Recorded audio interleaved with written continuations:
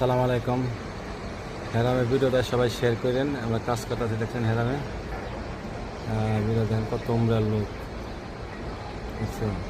সবাই ভিডিওটা শেয়ার করেন। হেরাম আল্লাহর ঘর।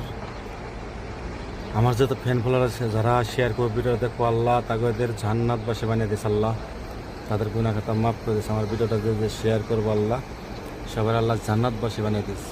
আল্লাহ সবার গুনাহ খাতা মাফ করে দিয়েছে।